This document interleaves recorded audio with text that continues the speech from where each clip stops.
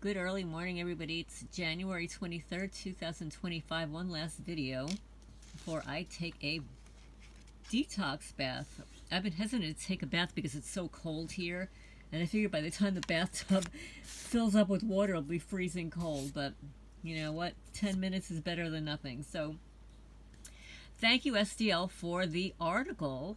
And this is really interesting because this is the ACLU article dated January 22nd, 2025. This is excellent news. This is a press release. But before I get into the court rules, warrantless Section 702 searches violated the Fourth Amendment. Please hit the thumbs up. Brooklyn, New York. In a long-awaited ruling in the United States versus Hasbajrami, the U.S. District Court for the Eastern District of New York last night held that warrantless queries or searches conducted under Section 702 of the Foreign Intelligence Surveillance Act violated the Fourth Amendment. The ruling is the first of its kind, and it follows years of public revelations about how 702 has been used by the government to conduct warrantless surveillance of Americans, including protesters, members of Congress, and journalists, and anybody whose house they want or revenge for hire, etc., etc. I added that. The court's opinion addresses numerous queries the FBI conducted of the defendant, Mr. Agron excuse me for butchering your name, Hasbajrami, during an investigation years ago. The government initially hid its use of Section 702 in Mr. Hasbajrami's case and others, reversing course only after the Department of Justice policy of wrongly concealing Section 702 surveillance in criminal cases came to light. You know, it's not until you catch them in the act that they ever admit that they've done something wrong. And even when you catch them in the act, they'll lie. This is a major constitutional ruling on one of the most abused provisions of FISA, said Patrick Toomey, Deputy Director of ACLU's National Security Project. As the court recognized, the FBI's rampant digital searches of Americans are an immense invasion of privacy and trigger the bedrock protections of the Fourth Amendment. Section 702 is long overdue for reform by Congress, and this opinion shows why. You hear that, folks? All the criminals that are listening, I'm telling you, your days are numbered. The decision follows a groundbreaking 2019 ruling by the Second Circuit Court of Appeals, which recognized that Section 702 queries of people in the United States are searches that trigger separate Fourth Amendment scrutiny. The Court of Appeals has sent the case back to the lower circuit for further constitutional analysis, culminating in yesterday's ruling. And you know what? I absolutely believe that this ruling, if it had happened under the bye-bye Biden administration, it would have been shut down. But now that they know that Trump is back in town, they're on a roll. So while the new opinion holds that the FBI's Section 702 queries violated the Fourth Amendment, the court ultimately denied the defendant's motion to suppress the resulting evidence on separate grounds. The American Civil Liberties Union and the Electronic Frontier Foundation filed an amicus brief in support of Mr. Hasbajrami in the Second Circuit. So now there is a related document here that I'll click on. So this is new. This is newly developing. So now the document is this. If you want to look it up. Oh, here's a court case. I've got it right here. It's 60 pages. Section 702 Memorandum, an order U.S. versus Hasbajrami, 11-CR-00623-LDH. This document is dated January 21, 2025. You can actually download the document here. I'm going to show you.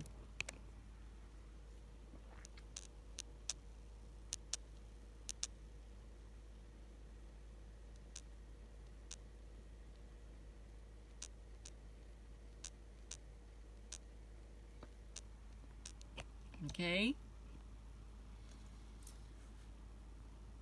So you can download this document filed January 21. See, now originally at the top it said top secret. They put a cross over it, and then next to top secret, I'll show you here, they blackened it out. They don't want people to know, because they're going to have case after case after case after case. All you got to do is win one of these cases. It sets precedence now for everybody else.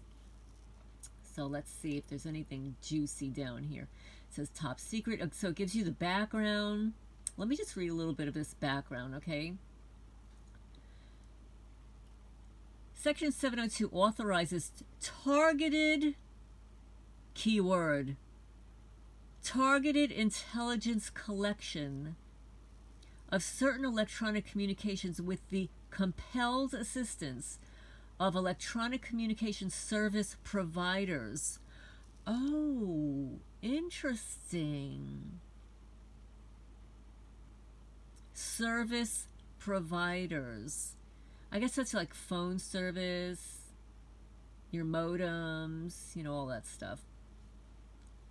So it says C 50 U.S.C. Section 188AA. Section 702 is extremely complex and provides for a mechanism that allows multiple agencies to collect various types of information for multiple purposes. Oh, how ambiguous is that?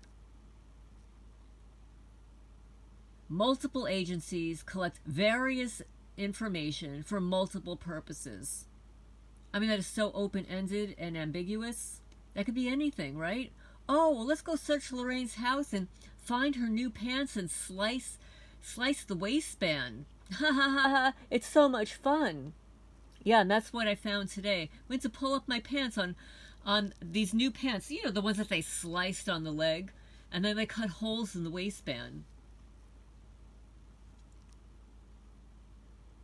So it says, see Privacy and Civil Liberties Oversight Board. Report on the surveillance program operated pursuant to Section 702 of the Foreign Intelligence Surveillance Act, PCLOB report, on July 2nd, 2014. So the history of Section 702 traces back to FISA passage 1978, Clapper versus Amnesty International, USA 56, 8 U.S. 398, 402, 2013. Through FISA, Congress created two specialized courts. The Foreign Intelligence Surveillance Court,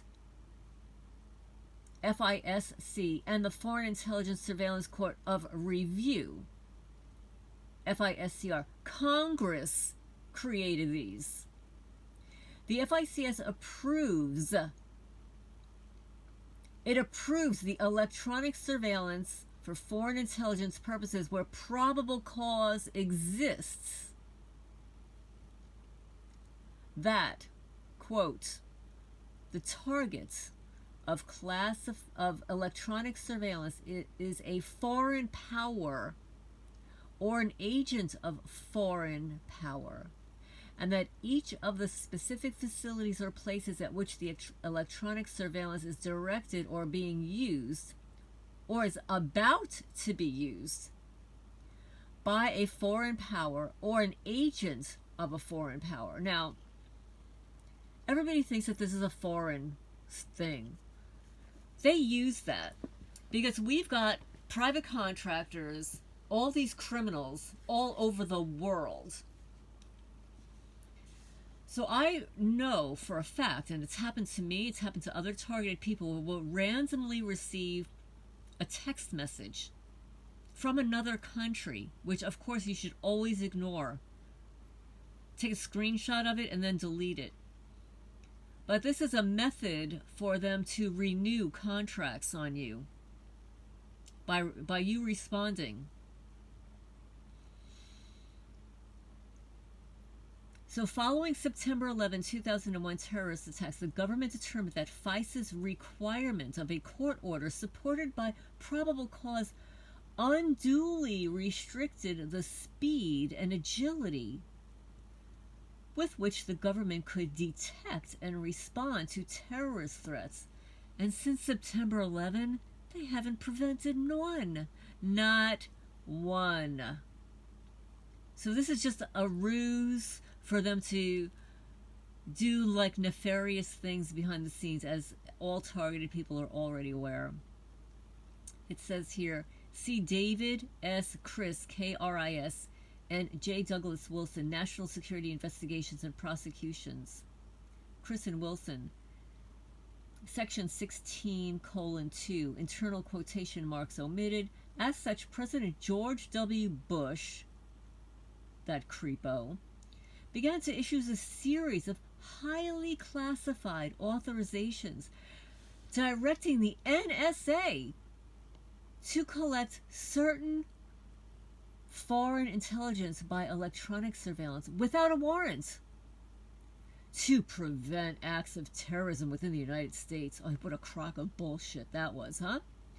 PCLOB report at 16. These authorizations came to be known as the President's Surveillance Program. I'm telling you, they're all peeping Toms, peeping Janes. They're all sadists and perverts. Let me tell you, they're perverts. They're control freak little perverts. Over time, the President's Surveillance Program became less of a temporary response to the September 11 terrorist attacks and more of a permanent surveillance tool. It became a permanent surveillance tool. So again, they said, well, let's enact this as a temporary method to deter terrorism, right? But it turns out that they made it a permanent surveillance tool. And in 2005, as part of the President's Surveillance Program that was revealed to the public, which prompted the White House to seek authorization under FISA to conduct the content collection that had been occurring. So they basically wanted to continue to collect information that they started to collect. And in 2007, FISC issued orders authorizing the government to conduct certain electronic surveillance of telephone and internet communications carried over listed communication facilities. To receive those authorizations, the government was required to make a probable cause determination regarding one of the communicants and determines that the email addresses and telephone numbers to be tasked were reasonably believed to be used by persons located outside the United States. Now I'm going to say something. This is a fact. I was a human resources manager, and I started my own staffing business. I interviewed mostly technology people. So I would source the resumes through the internet. And as you know, when you send your resume through the internet, you could be from anywhere in the United States or overseas. And many of my clients, many of my job applicants were from overseas. They were from India, they were from China, they were from Japan, some were from Germany, mostly from India. And then, of course, there were the job applicants that were foreign, that were from other countries, that relocated to the United States, that may be on an HB1 visa, etc., etc. And I collected all of these job applicants and interviewed them all and sent all of these resumes to the other recruiters that I was partnering with at the time. Now think of it for a minute. Think about what they're doing here. Through electronic surveillance of telephone and internet communications carried over listed communication facilities. So here I am working as a staffing manager, right? Working from home, collecting job applicants, resumes from all over the country, and in some instances, all over the world. And I am downloading them to my hard drive. I'm printing copies of them. And many of the recruiters that I was working with only accepted fax at the time. So then I would fax the resumes to them. Now, under this presidential surveillance program that was revealed to the public, and that they started conducting surveillance of your phone and internet communications, imagine the field day they would have had with my job applicants' resumes on my hard drive, what I did for work, for a living. Imagine if they used, and this is just, I'm just speculating now, imagine if they utilize that as probable cause to determine that the email addresses and telephone numbers were reasonably believed to be used by persons located out of the United States. Which, of course, many of them were located out of the United States. So under this presidential order, it would give them all the right in the world to surveil me. Right?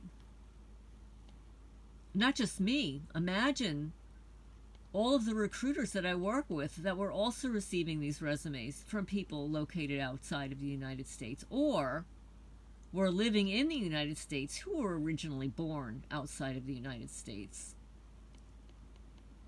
So in 2008, Congress responded by enacting 702 as an amendment to FISA. While Section 702 largely left FISA intact, it established a new and independent source of intelligence collection authority for the United States government beyond that granted in the traditional FISA. In short, FISA Section 702 permits the Attorney General, AG, and the Director of National Intelligence, NDI, to jointly authorize surveillance, targeting of persons who are not U.S. persons and who are reasonably believed to be located outside of the United States, with the compelled assistance of electronic communication service providers to acquire foreign intelligence information. Rather than identify particular individuals to be targeted under Section 702, the Attorney General and the DNI submit certifications to FISC, identifying categories of foreign intelligence information to be collected, leaving the agencies to determine particular targets consistent with the certifications. It says see PCLOB report at 24-25. Notably, there is no requirement that the government demonstrate probable cause that a Section 702 target is a foreign power or agent or a foreign agent of a power. Thus, Section 702 differs significantly from the traditional FISA surveillance, which requires an approval from an FISC judge based on probable cause that an individual is an agent of a foreign power. Now, what about the students that come here? Right? There are students from overseas that join our universities. They're not American citizens. Once FISC approves Section 702 certification and procedures, Section 702 unfolds in several steps at the agency level. First, individuals are designated for surveillance under FISC approved targeting procedures.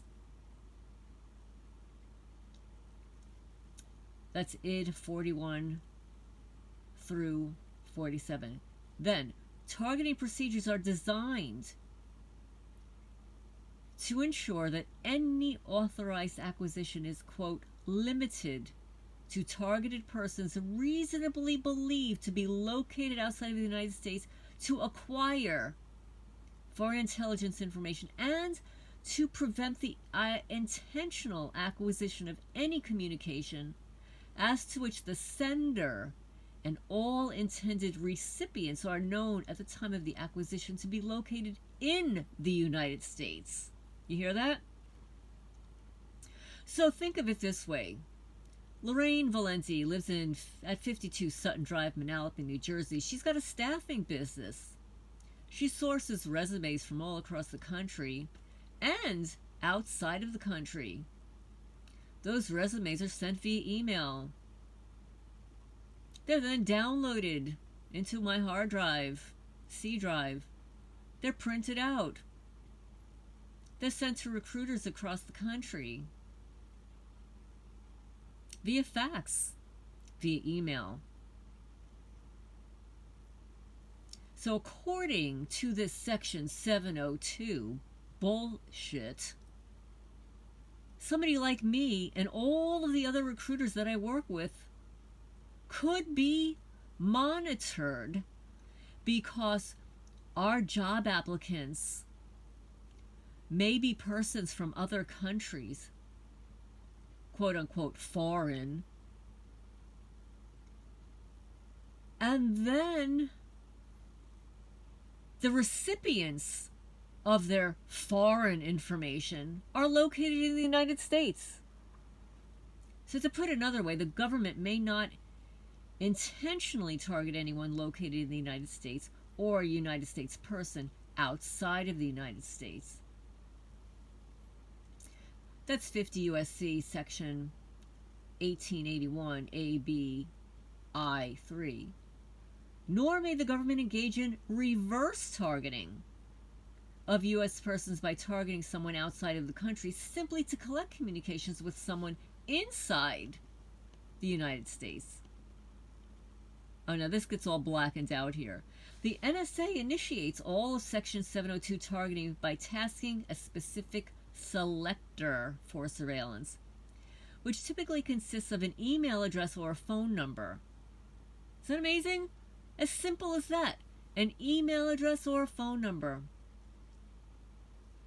While an oversight item from the executive branch later reviews each targeting decision to ensure targeting procedures are followed, FISC does not approve individual targeting decisions or review them after they're made.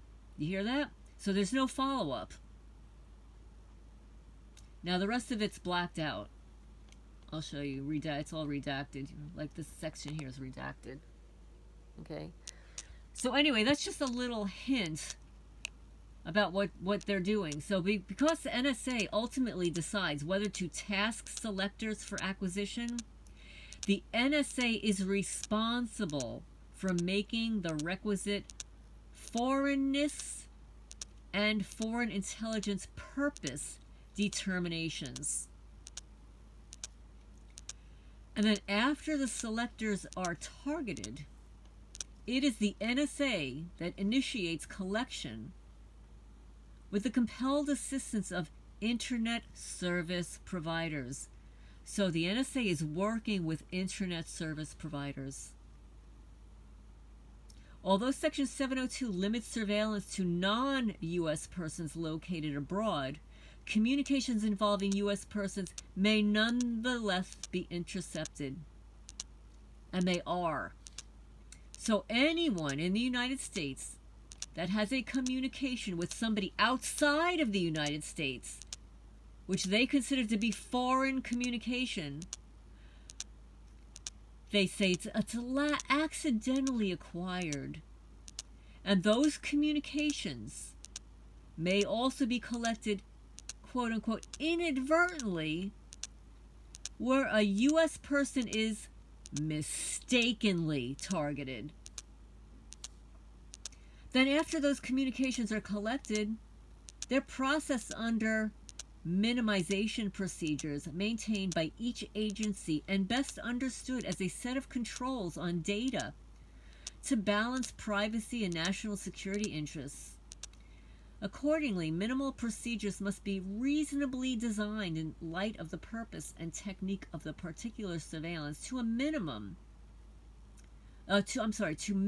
the acquisition and retention and prohibit the dissemination of a non-publicly available information concerning unconsenting U.S. persons consistent with the need of the United States to obtain, produce, and disseminate foreign intelligence information. This is where they're keeping it a secret because you have a connection.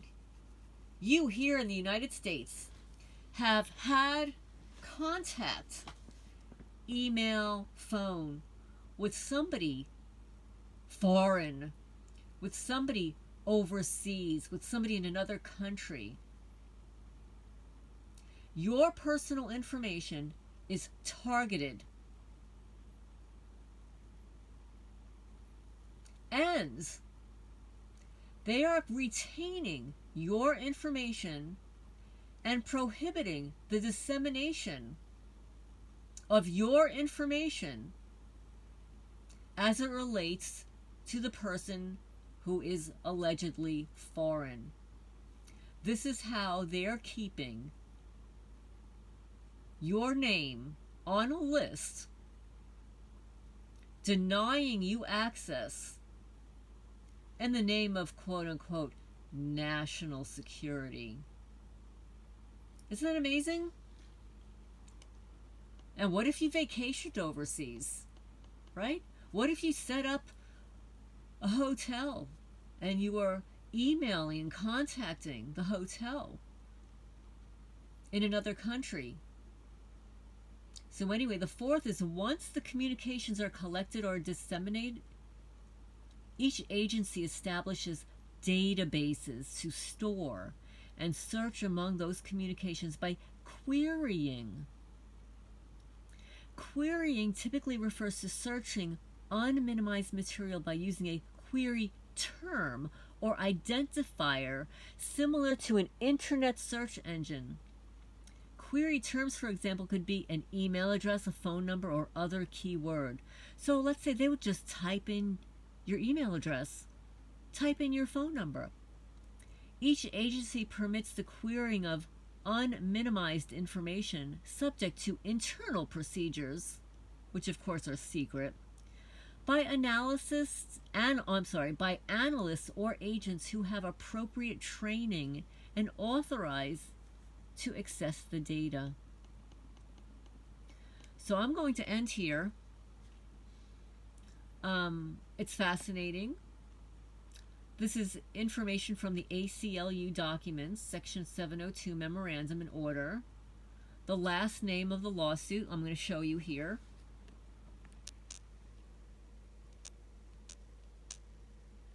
So you can search for this online.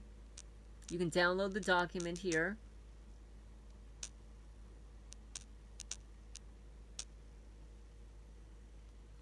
So anyway, I find this to be fascinating, and I am so glad that we now have a case. There is a case on record that can be referenced with regard to these illegal searches and collection of our data just because we may have an email address or phone conversation with somebody who lives in another country or who lives in the United States from another country. So I look forward to your questions and comments down below. I'm going to sign off for now. Please hit the thumbs up.